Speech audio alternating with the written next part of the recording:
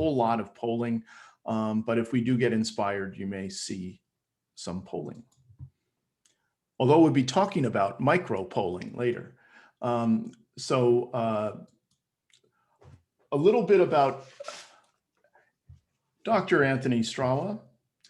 He's SSV's chief scientist with over 15 years of experience as a NASA atmospheric scientist with focus on the global problems of stratospheric ozone depletion, climate, and air pollution.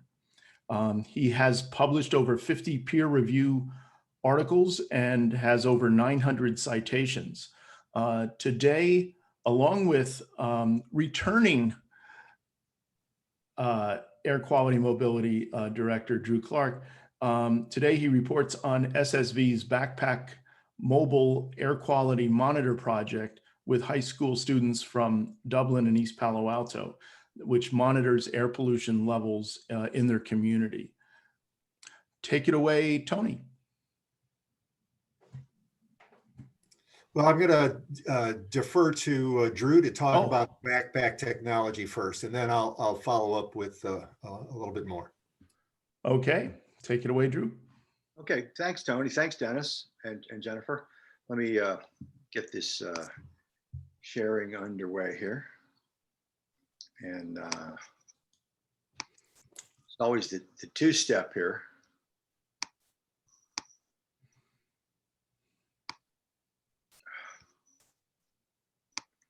Just one second here.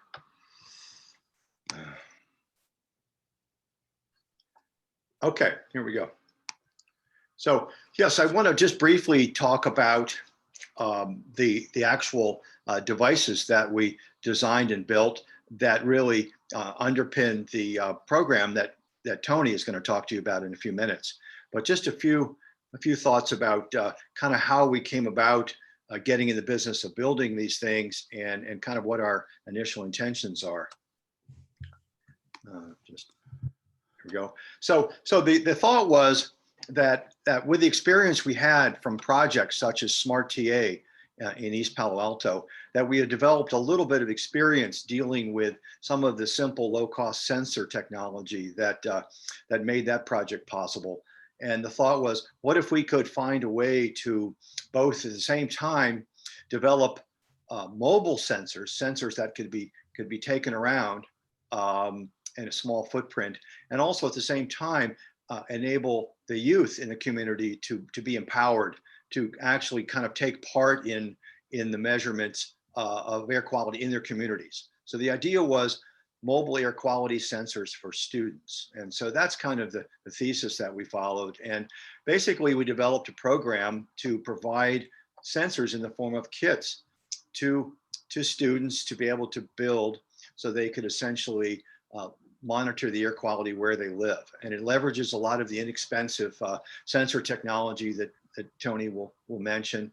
It measures the basic kinds of things that are important when we're looking at local air quality, such as particulate matter and things like CO2 and volatile gases. Excuse me, Drew. Monitors. Excuse me? Excuse me, Drew and Dennis. We can't see the screen share. Yeah, Drew, you need to. Well, I couldn't see yours, Dennis. Maybe there's an issue.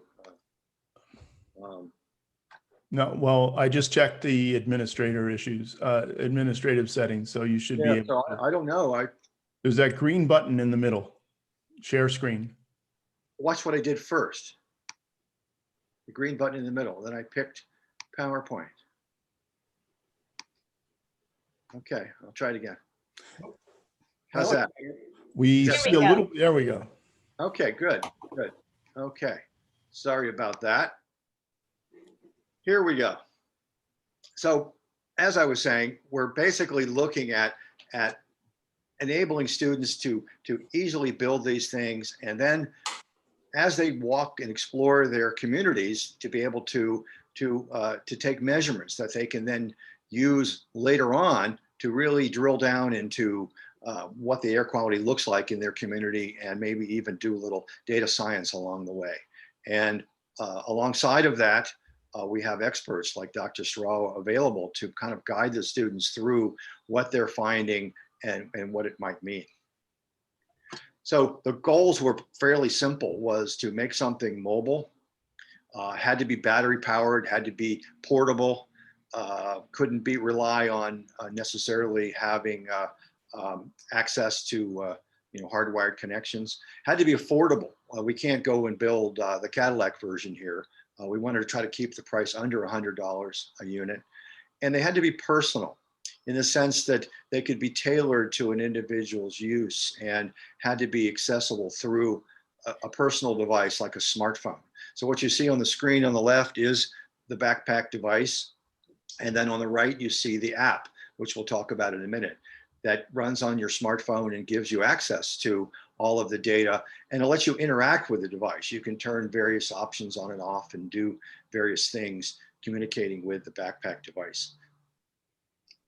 Here's a picture of a group of students who are actually building theirs. They're hard at work actually getting in there on the first day with all the kits that we made available and kind of digging in. We were very fortunate that the first group of students we worked with happened to be part of a robotics club. So they already hit the ground running with experience and knowledge around small electronic type devices, and were comfortable with the hardware as well. This is what the app looks like, and I thought it was a good way to kind of introduce what the capability of BackpAQ is. Left to right, you sort of see different kinds of monitor screens, and on the left are gauges showing you the readings from the particulate data on the top, and then other sensors, for example, temperature, humidity, GPS location, and then at the very bottom, an actual graph of the live data that's coming from the device. So you can actually look at the data that's streaming and kind of see it over different periods of time. In the center screen, you see more detailed information about the concentration of the particles here. And again, Dr. Strawa will take you a little bit more detail about what that means. And then if you're equipped with the gas sensor, you can actually look at CO2 and volatile organic compound emissions. And that's kind of nice, particularly if you're looking at indoor air quality. And then at the far right, you see some green circles that indicate actual tracks that a student had taken. And so this is essentially a way for you to kind of lay breadcrumbs, if you will, to track your progress around the community. And the screen is live. You can click on the green icons, and it'll give you the measurement at that point. All this data, of course, is then stored in the cloud in a database. And so it's all available for review later on. This is a tool called AQView, which actually goes to that database and pulls the data out and represents it visually. And so on the screen, on the very busy screen here, you're seeing lots of different things, including some of the green circles in the center, which are essentially groups of sensors. And you can click on any one of them and see the live reading, the real-time reading at any point. On the lower left, you see the current AQI and PM reading from the Air Now EPA website, which is good as a reference point to understand your readings versus what the official readings might be. And then given that we're collecting a lot of mobile data, we had to come up with some visual representation of that data. So here you're seeing some tracks that are coming left to right around, and then to a person's house, I believe, and then back to the starting point. And the idea is that each one of those markers represents a measurement point, and each one you can click on and get the measurements at that point. Notice also at the upper right that the icons are changing color, and those colors are symbolic of the magnitude of the measurements at that point. And so as the colors go from green to yellow to orange to red to purple, those indicate higher and higher particulate matter values. And so that's a good indication to kind of give you just quickly, where is the air quality, the particulate matter in this case, most concentrated. So it's kind of a way to look at it and just quickly see what the values are. Here's another view using a different kind of tool.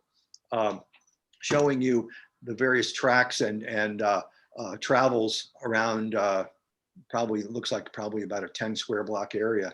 And then again, notice that the colors are changing, indicating higher PM values. But on the bottom, you can actually see the graph that corresponds to these track points. So you can either click on the bottom graph or the top graph and see the measurements at any point. And we also collect comments. So if you're looking at a particular location and you want to make it memorable, you can actually come in and indicate that, for example, this comment at this point was not many people outside today.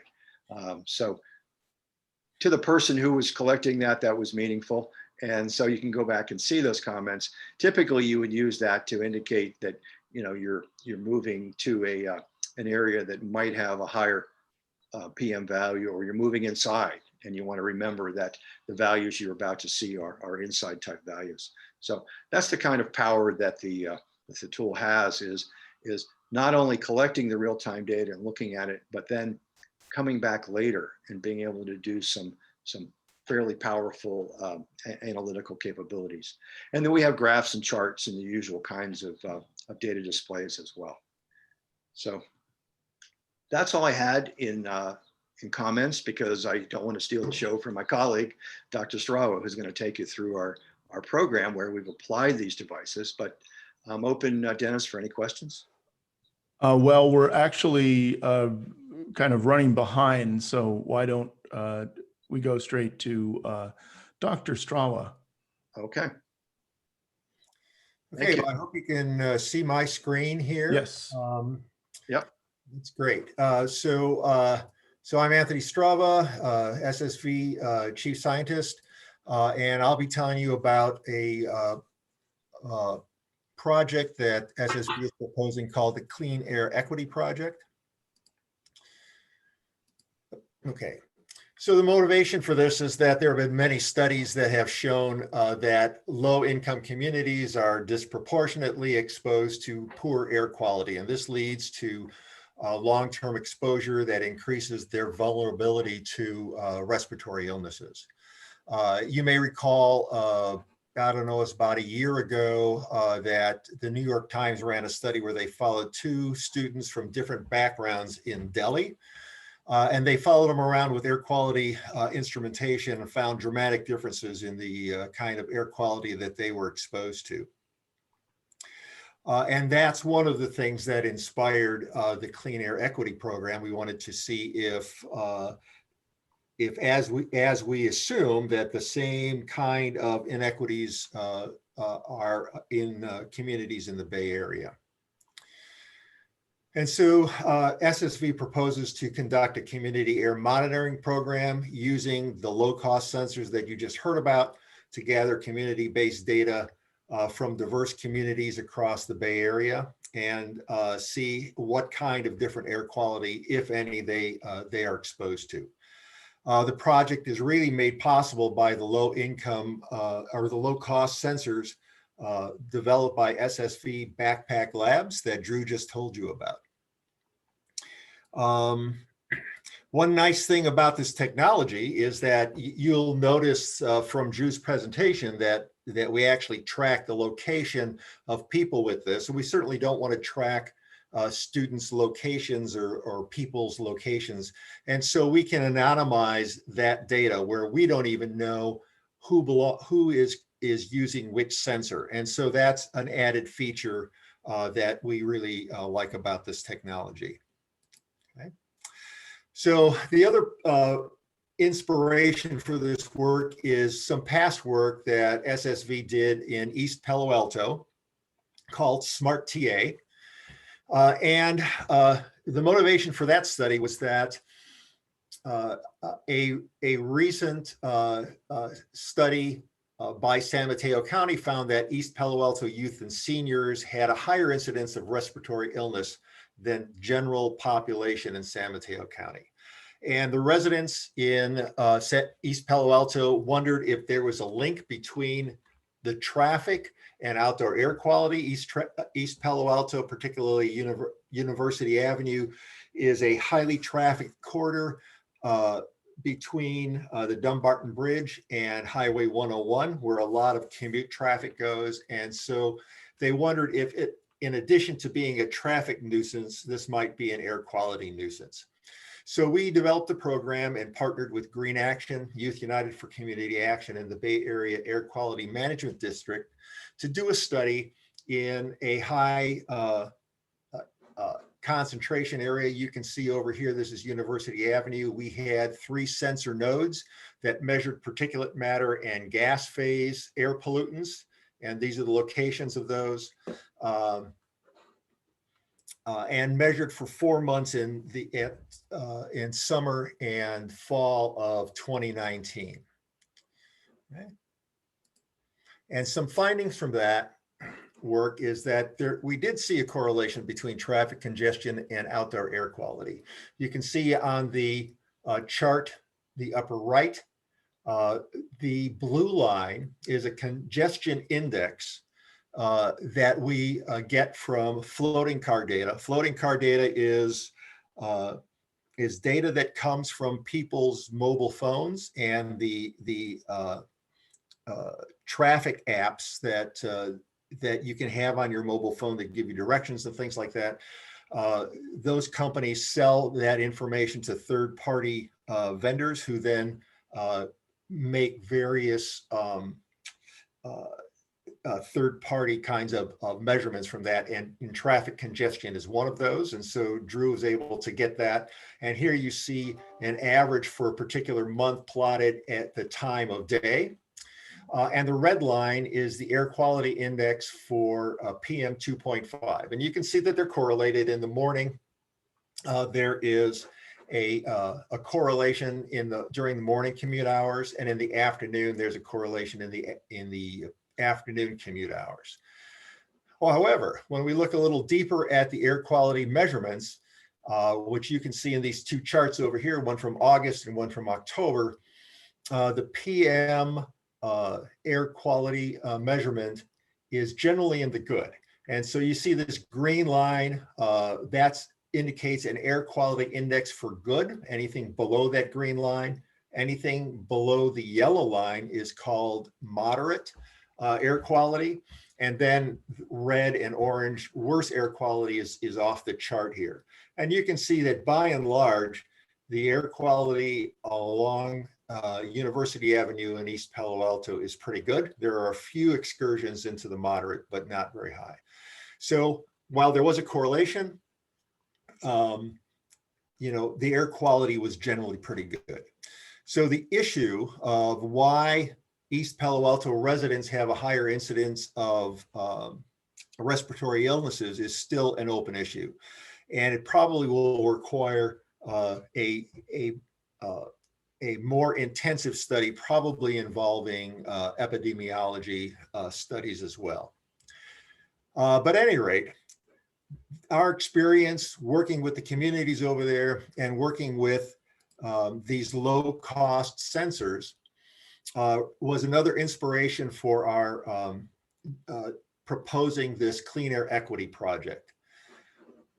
So, as Drew mentioned, we had a pilot project with students from East Palo Alto and Dublin High School, where the students exercised the equipment. There were a total of 10 students who exercised the equipment and gave us feedback on how the software worked and how the instruments worked, et cetera, et cetera. And it makes us believe that this is a feasible project. So we'd like to work with students from diverse communities, typically high school students, and including disadvantaged and low-income communities in the Bay Area. We feel that 100 students is probably a pretty good sample size for what we'd like to accomplish, perhaps spread across 10 schools. We'll have to see. And the students will be engaged in taking and analyze the data and encouraged to design their own experiments. You can see here a little schedule that we put together for about how long this would take. And we would meet with students on a bi-weekly basis in order to clean up any issues with the devices, motivate them, and teach them about air quality, its effects, how air quality measurements are actually made, and analyzed and interpreted. Right. So currently we are seeking collaborations on this project, particularly in setting up the study to adequately sample diverse communities. And particularly looking for school districts who would facilitate working with and motivating the students. So if you or anybody you know might be interested in working with us on this project, please contact me on the email that you see listed over here. And I can actually put that email in the Q&A so that you can all see it.